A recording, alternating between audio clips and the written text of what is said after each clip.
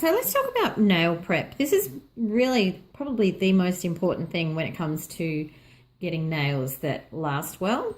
If your nails aren't correctly prepped, then they're going to lift and break and crack, and you're going to have all sorts of problems. So it's worth spending quite a bit more time and effort in your prep before you actually get started on the application.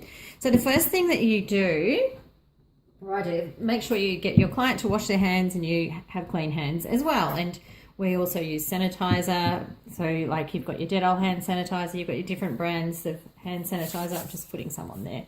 I've just got the Dettol here today.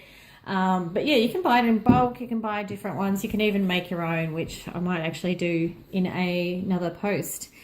Okay, the first thing that I like to do is just to have a quick look at my client's hands and nails, especially if I haven't done that client before, so that I can see what I'm up against and talk to her about what we're going to do so that we're clear on that. And then I get my metal cuticle pusher.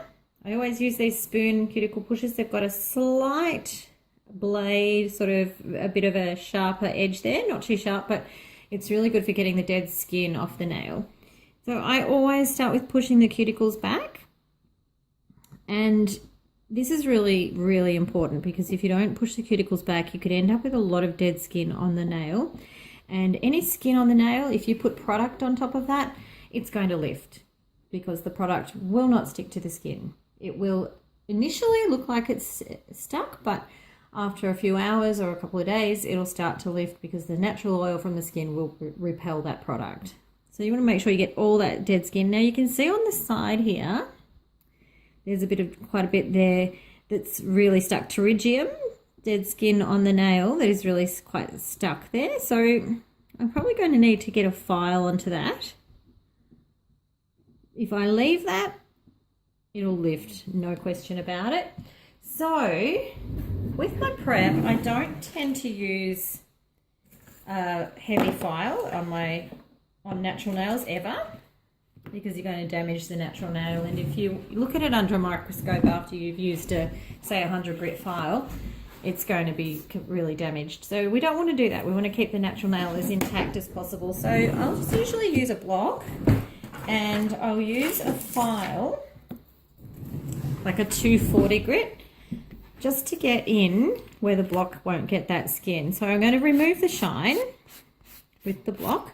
And that's all I need to do, just making sure that I get into the sides and right up against the cuticle so that you're covering the entire nail. You don't need to do this, backwards and forwards and, rub away at the nail and buff and buff and buff. You just need to remove the shine. So it's really just one stroke over the whole nail. And then if you need to get that dead skin off, I'm just going to go very gently, holding my file on an angle. I'm not going to be filing over the surface like that. I want to hold it on an angle so that just that edge of the file is going over that skin to get that dead skin off. And that's all I'm going to do. Tiny bit more there. And I'll do the other side as well.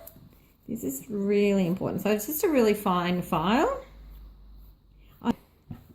So that's my first step of the prep. Second step of the prep is to sanitize the natural nail as well, each individual nail. So I use isopropyl alcohol. I've just got mine in a spray bottle here, and I like to spray it. You can spray it directly onto the nail or onto a gauze swab. Now, another thing with prep, a lot of people will use cotton wool when they're starting out. I say do not ever do that, because what will happen, I'll just show you, see if it does it. I'm going to go over that with cotton wool.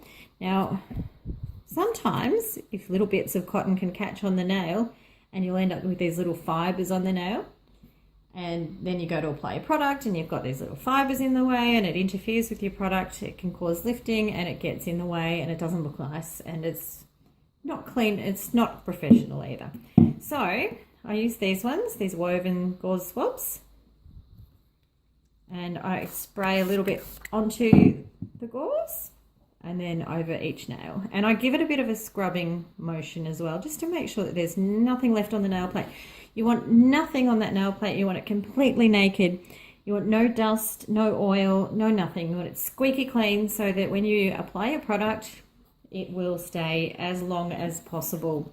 So now I've done my prep, and the next thing I do, depending on what product you're using, if you're using acrylic, then you would do your primer. If you're using dipping nails, you might use a prep that comes with the system, or some don't have one at all. So that's about it for my prep, and it really just takes a minute or two to do all 10 nails. You don't need to spend a lot of time on it, but you do need to be particular about it. So if you've got any questions, please feel free to put them in the comments, or you can contact me through www.nailsonthenet.com.au. Thanks for watching, and bye for now.